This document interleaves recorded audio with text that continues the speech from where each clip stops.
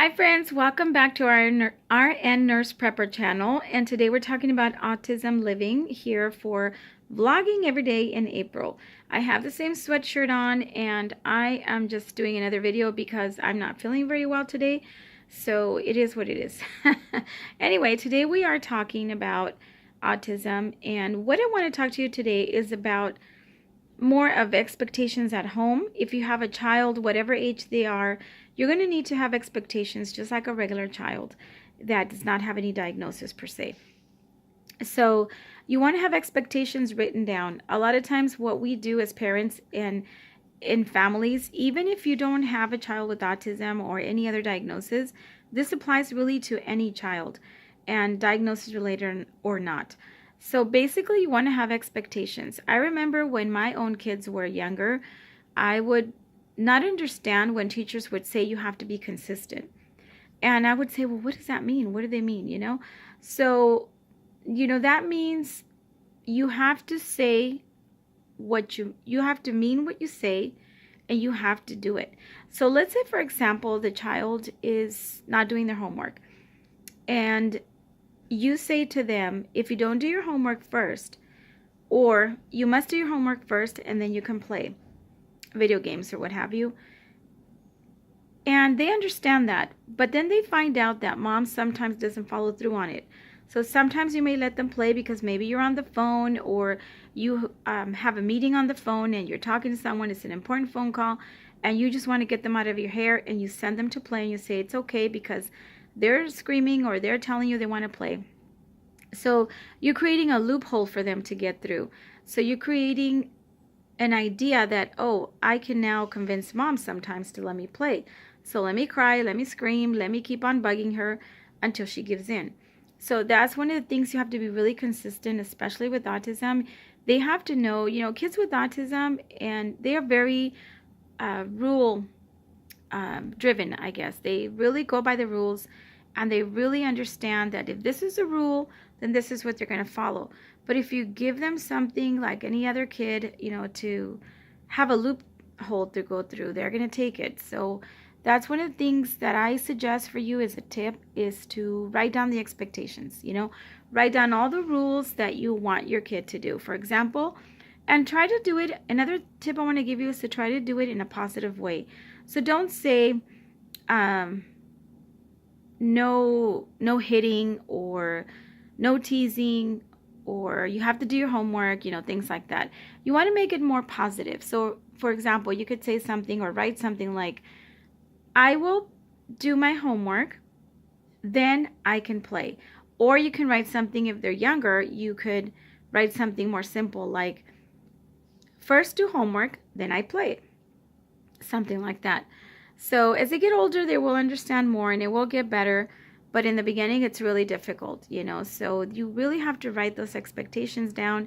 And one of the things that really worked is, what I've seen, is a lot of visual charts. If your child is especially visual, then you definitely want to use visuals with them, and maybe do pictures. There's so many programs out there now that you could print out and make. I know back in the day, we were doing like taking photographs and then cutting them out and then doing like little visual charts.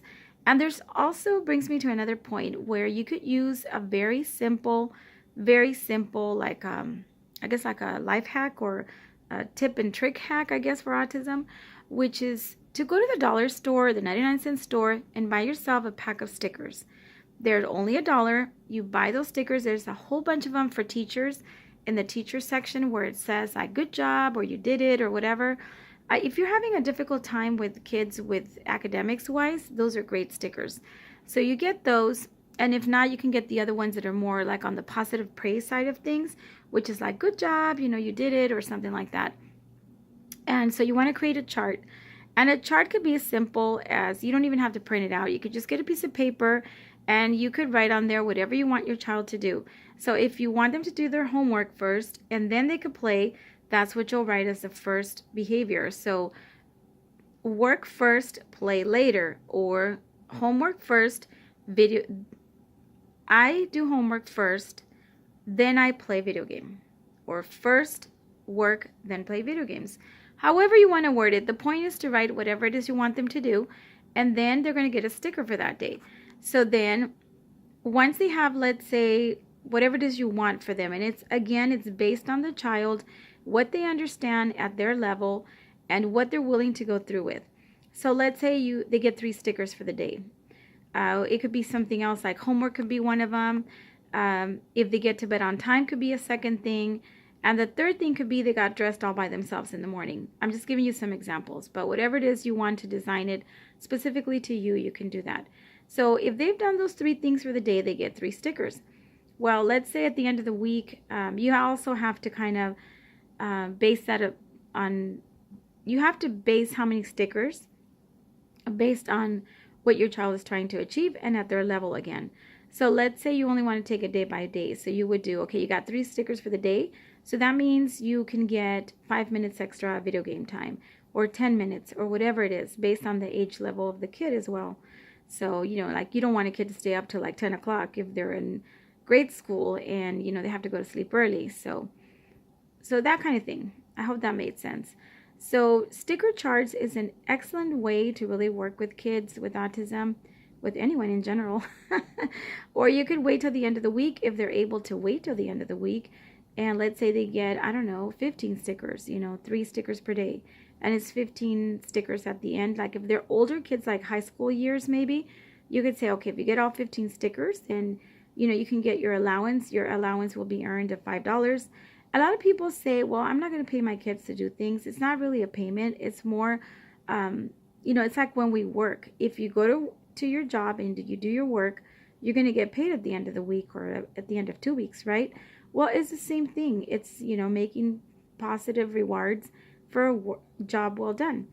So I hope that made sense. And that was my tips and tricks for today, or autism hack, I guess, if you will. Thank you so much for watching. I hope this has helped you in any way, and many blessings to you. Remember to be healthy, well, happy, and organized, and I'll see you next time.